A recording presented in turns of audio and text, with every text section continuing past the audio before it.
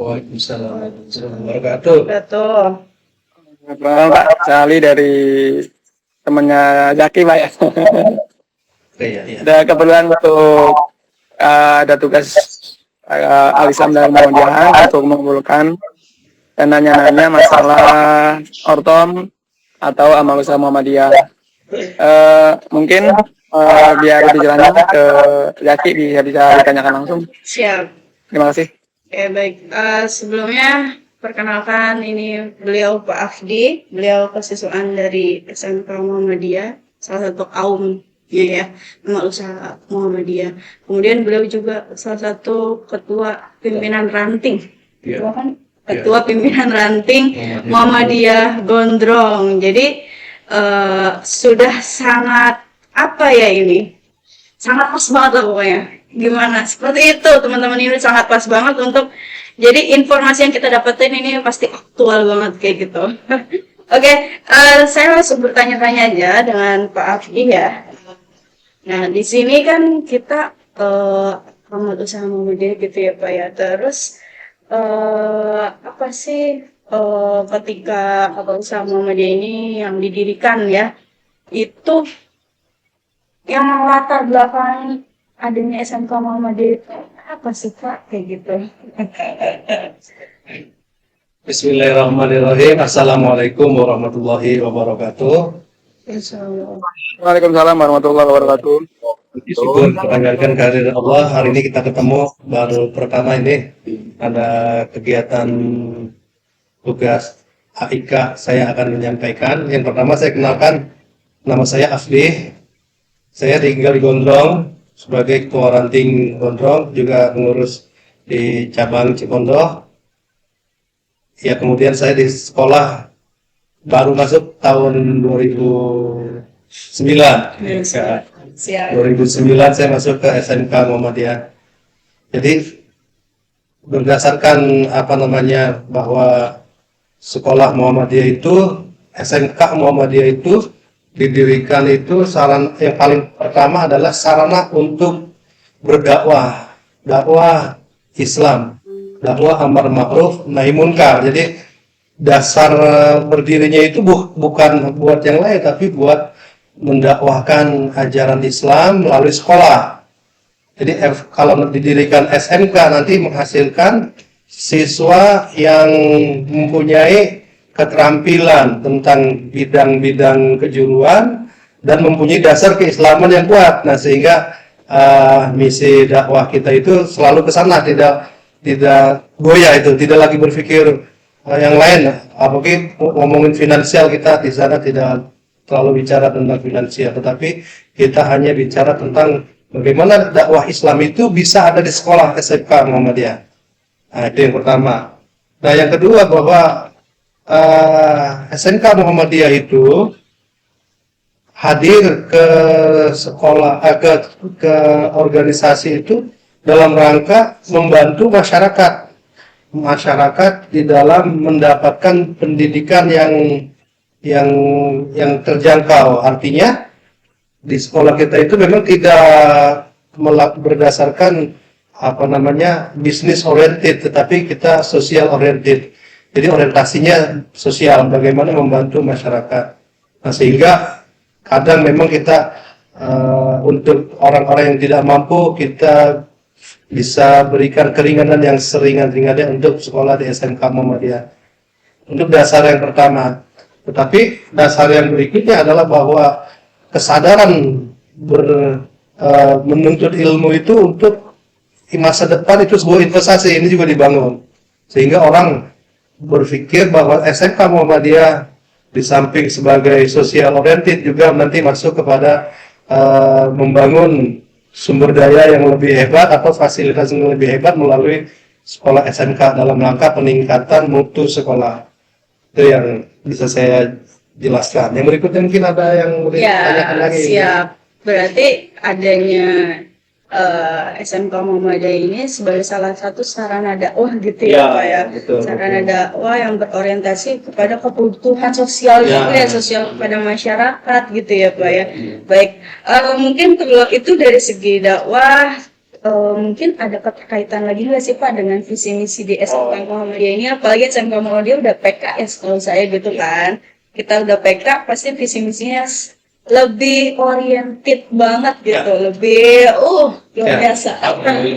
Nah, Bu Zakia, terima kasih. Ini satu sesuatu yang harus saya ungkapkan bahwa visi sekolah kita itu nggak apa-apa, saya lanjutkan. Visi sekolah kita itu yang pertama adalah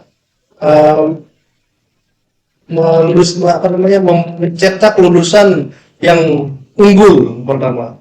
Yang kedua Islami. Yang ketiga adalah kompeten. Yang keempat berdaya saing global. Nah, jadi 4 orientasi dari visi kita itu memang nggak ada yang ringan, itu memang berat semuanya. Tetapi dalam rangka mencapai satu kualitas lulusan yang baik, maka peran sekolah itu untuk mempunyai misi-misi yang jelas yang bisa mewujudkan visinya tersebut.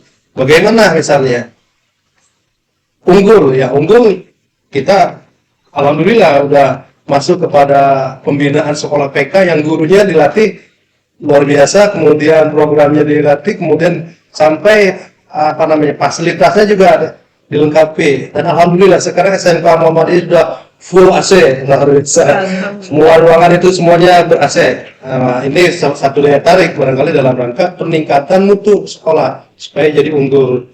Yang kedua, misinya adalah untuk menjadi Islami itu ya kita program tahfiznya ada. Kita lakukan bagaimana program tahfiz itu punya pencapaian yang maksimal. Yang kedua, program melalui misalkan tadarus setiap hari. Nah, ini juga dalam rangka mewujudkan misi sekolah kita. Kemudian kompeten itu, nah sehingga semua jurusan yang ada itu berorientasi kepada kebutuhan industri, itu kompeten namanya. Nah, sehingga nanti lulusan-lulusan yang sesuai jurusan itu sesuai juga dengan kemampuannya dari masing-masing jurusan.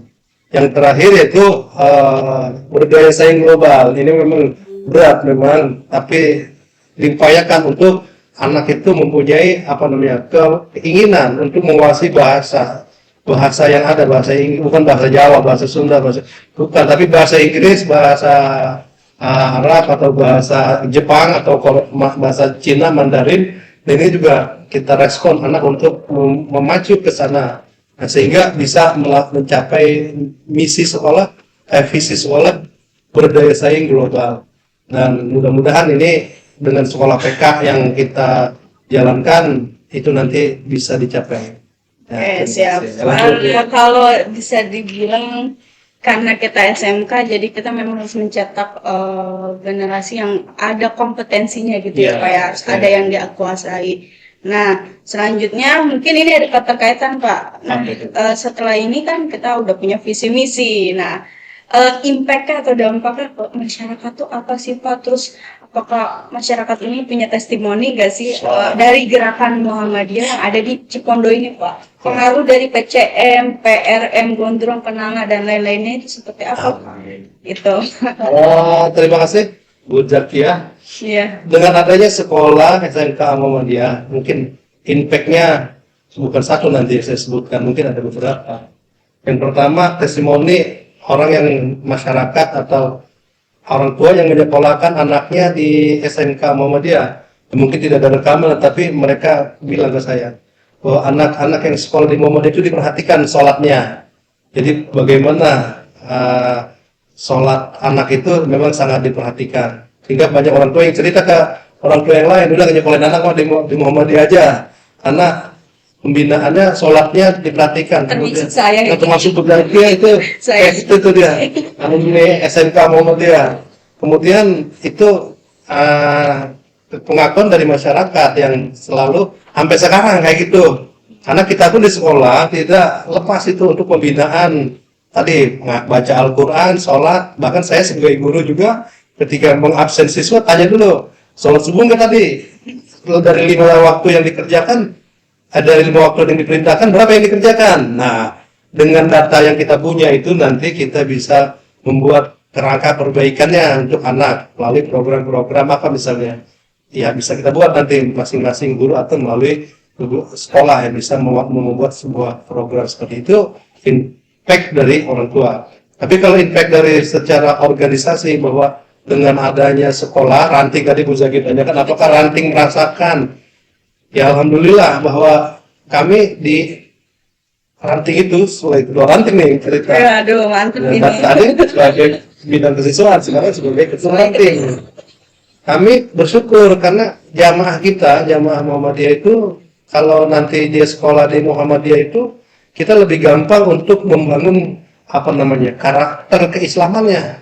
Jadi anak itu yang sudah diranting ada SD Muhammadiyah, di sekolah di Muhammadiyah, SMP-nya SMP Muhammadiyah, SMK-nya mungkin SMK Muhammadiyah, nanti karakter keislamannya itu bisa kebentuk sesuai dengan tuntunan tarjih Muhammadiyah. Nah itu nggak meleset dah. Tapi kalau dari yang di luar itu, misalkan jamaah dari ranting nyekolahkan di luar, di negeri A, di negeri B, di negeri antah berantah gitu kan, maka anaknya itu nanti kelihatan ada perbedaan dalam hal karakter keislaman yang tidak sesuai dengan tarjih Muhammadiyah. Itu pastilah seperti itu. Itu dari faktor penyerapan tentang dakwahnya. Dari hal lain yang barangkali ya sensitif disebutkan, ya adalah bahwa ranting itu, inilah hebatnya di Cipondo itu, hebatnya bahwa ranting itu sebagai pemilik. Nah, jadi sebagai punya saham di sekolah itu, sebagai ungkapan yang berapa nanti yang diberikan ke ranting itu mah buat dakwah Muhammadiyah juga. Bagaimana Muhammadiyah membangun konsep dakwahnya melalui sekolah, dan nanti ada bagian-bagian yang emang untuk pengembangan dakwah cabang dan ranting Muhammadiyah. Jadi ini bisa dibilang peran amal usaha Muhammadiyah dalam mengembangkan dan Dakwah. memajukan dakwah dari setiap gitu ya Pak ya. Jadi seperti itu. Itulah perannya dari amal usaha ya Pak ya. Alhamdulillah. Selain itu dari amal usaha Muhammadiyah ini juga sangat, yang saya tahu gitu ya. Ya. Sangat memfasilitasi para kader-kader yang ingin bersekolah, terus kita berikan diskon atau apa lainnya seperti itu, atau beasiswa ya. Termasuk saya ini kuliah di Unima, termasuk dari yang diberikan oleh sekolah atau pimpinan cabang Cipondo ya Pak, seperti itu rekomendasinya. Terima kasih. Saya akan menjelaskan nih walaupun pertanyaannya belum selesai. Ya, kasih banget. Kan gampang ya cuma saya kopas aja, kopinya kopi pasta ya. Siap. Inilah penting. Saya sebagai ketua ranting nih, maaf ya, karena dalam istilah perjuangan Muhammadiyah itu ranting adalah ujung tombak. Di mana di ranting itulah sebenarnya jamaah Muhammadiyah menyebar. Di semua ranting ada tuh jamaah Muhammadiyah ujung tombaknya. Nah, kami sebagai pengurus ranting berupaya bagaimana dengan keberadaan amal usaha Muhammadiyah, ada SMK, ada SMP, ada perguruan tinggi, maka kami sebagai pengurus bagaimana memberikan satu dorongan kepada jamaah Muhammadiyah yang aktif untuk semangat bermuhammadiyah, karena bisa mendapatkan beasiswa yang bisa diraih dari setiap jamaah Muhammadiyah, itu namanya beasiswa kader Muhammadiyah.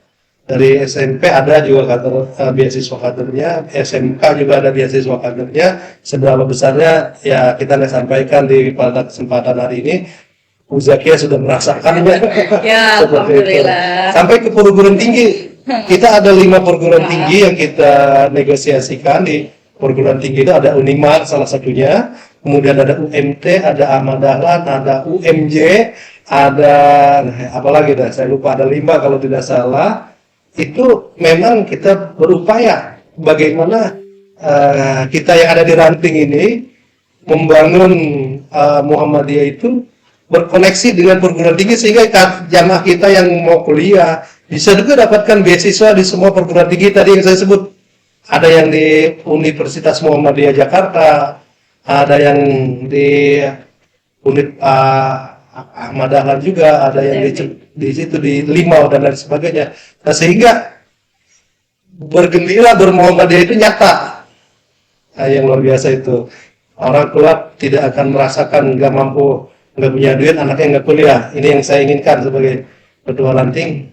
bahwa walaupun orang tua nggak punya duit, tapi anaknya bisa jadi sarjana. Nah itu yang luar biasa. Mungkin ada lagi Bu Zakia yang mau ditanyakan ke saya. Masih banyak Pak, asal Bapak jangan bosan aja. Jangan, ya.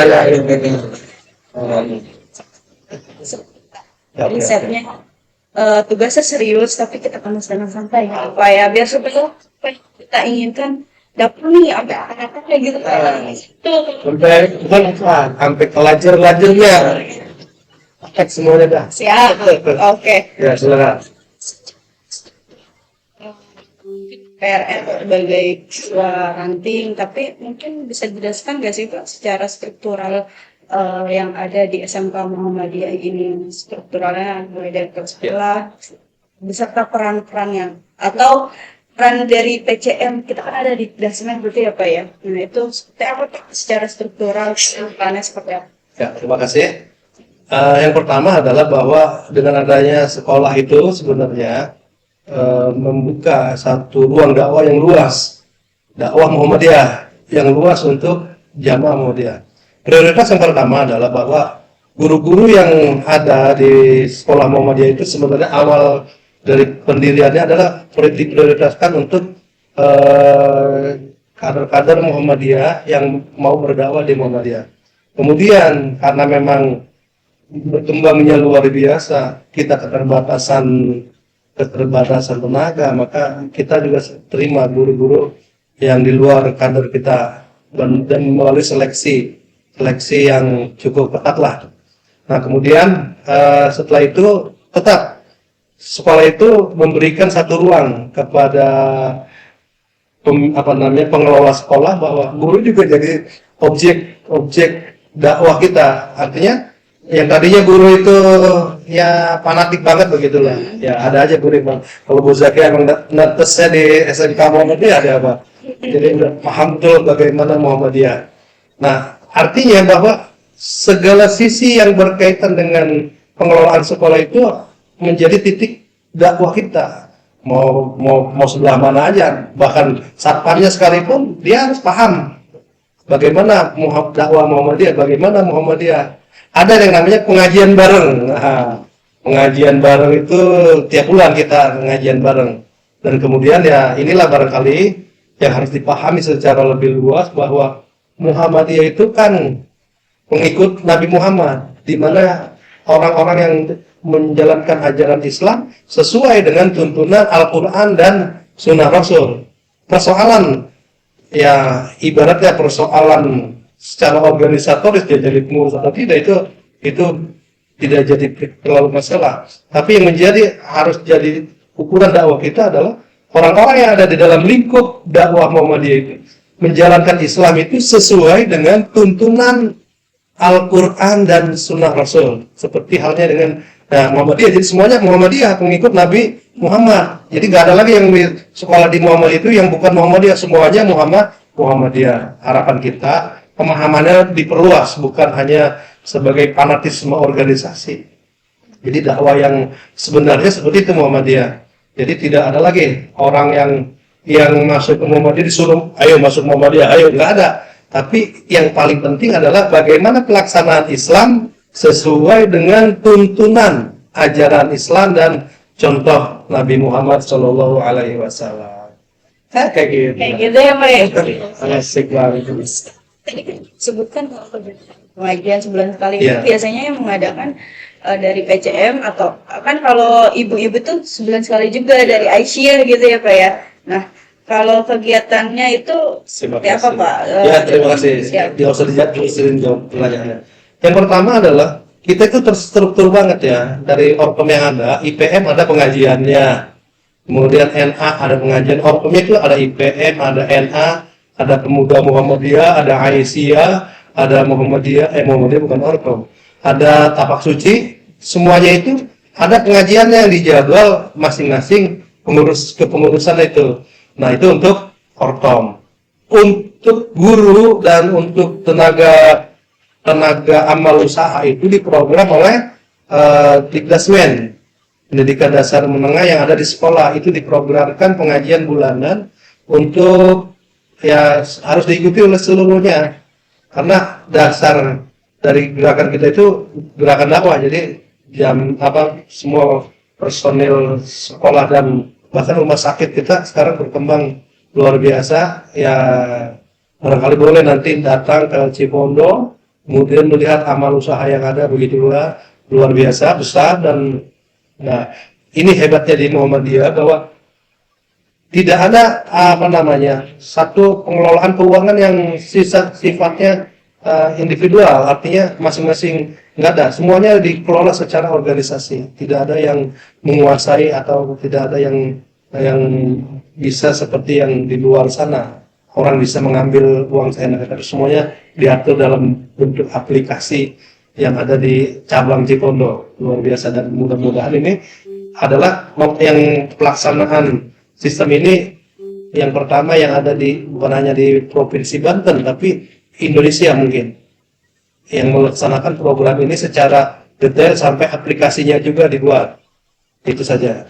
Oke, berarti karena SMK Muhammadiyah ini atau Orkom yang dibangun sendiri ini tuh untuk umat ya Pak. Jadi semuanya dikelola dengan transparan gitu ya Pak ya. Nah, karena tujuan itu. Nah, mungkin tadi tujuan sih sebenarnya udah dibahas gitu Pak ya, udah karena untuk dakwah lah intinya Pak, untuk dakwah.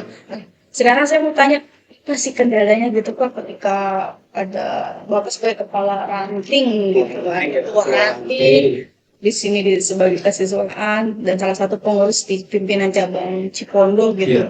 Apa kendala yang selama ini Bapak alami gitu? Ya, oke. Terima kasih. Ngomongin kendala sebenarnya ya tergantung kita sebenarnya itu makanya.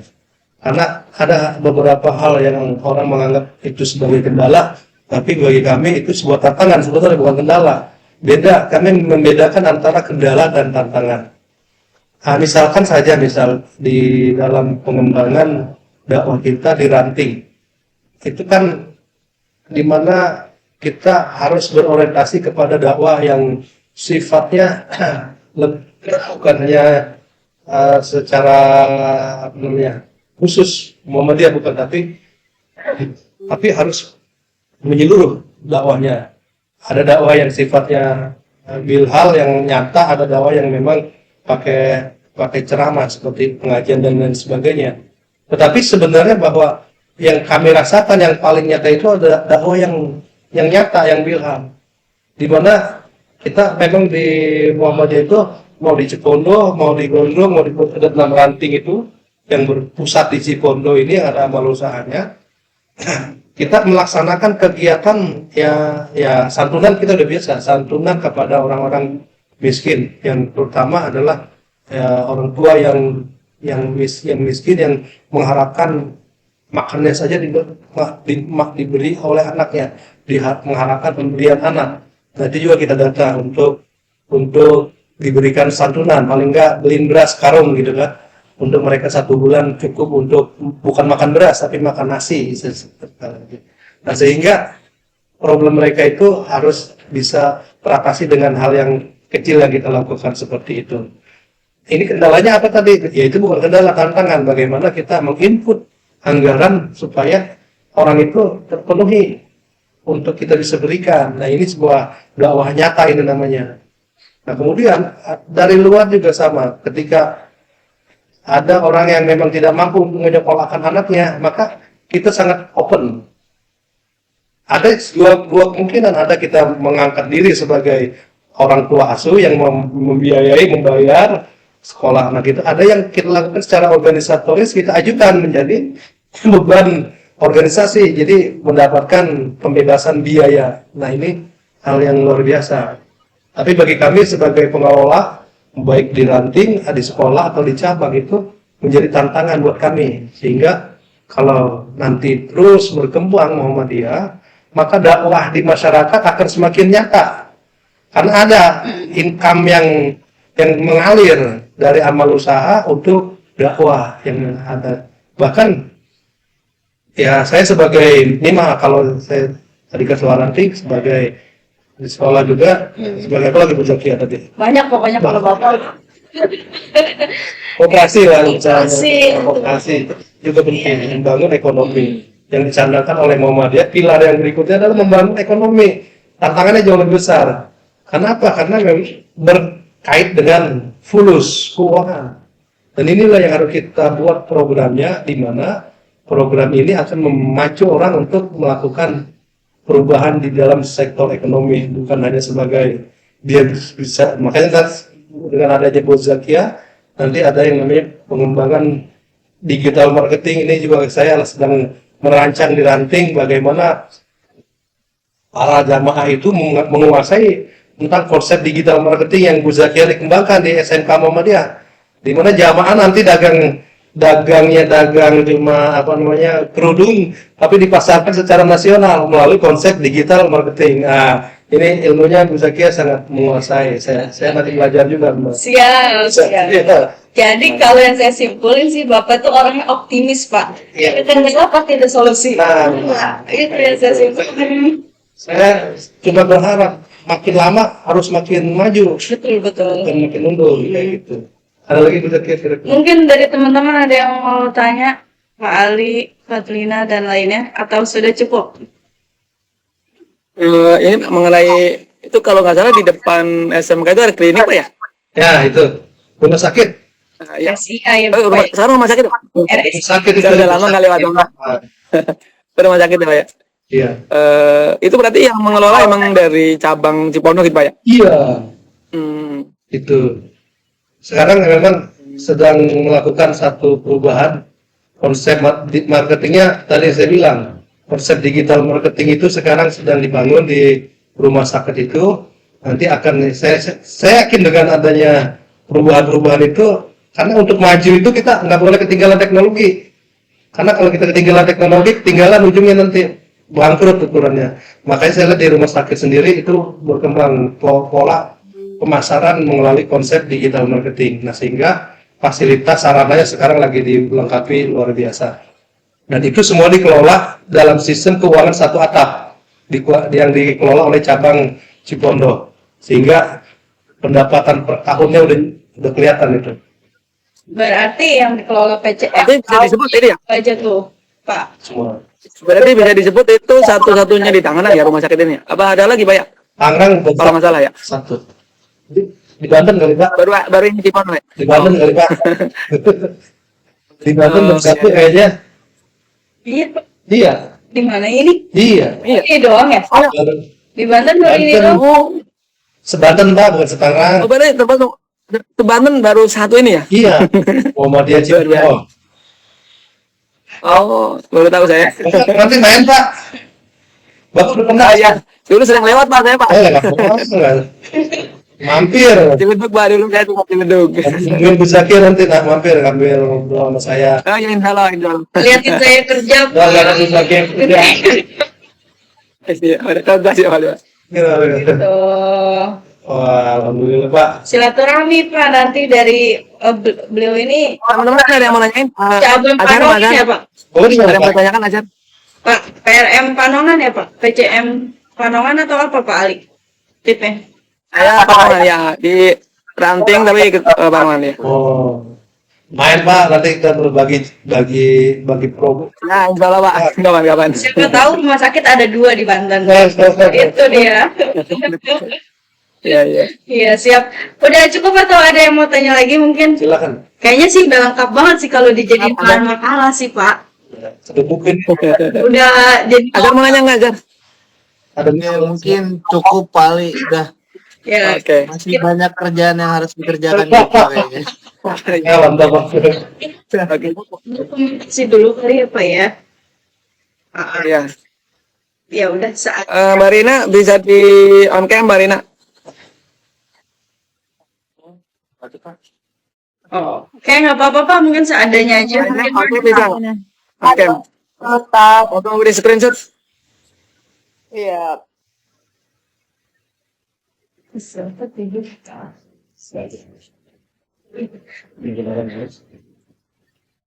Iya. Udah Pak Ali nggak masalah lah. Yang ada aja dulu ya Pak Ali. Oke Ya. siap. Yang screenshot boleh Oke. Lina tolong screenshot. Ayo 1, 2, 3. Oke, siap. 1, 2, 3. Ada lagi? 1. Terima kasih Bapak ya atas waktunya, atas informasinya. Silaturahmi ke kami. Banyak Bapak. Siap. Oke. Ya, Saya pamit ya. Siap. sama-sama. Assalamualaikum Assalamualaikum warahmatullahi wabarakatuh. warahmatullahi wabarakatuh. Salam. Terima kasih, Pak. Ya, terima kasih. Ya udah, gimana? Saya bahannya kirim ke Lina ya. Bahannya saya kirim ke Lina. Oke. Dadah. Siap. Assalamualaikum. Salam. Salam. Dah kan ya? Dah.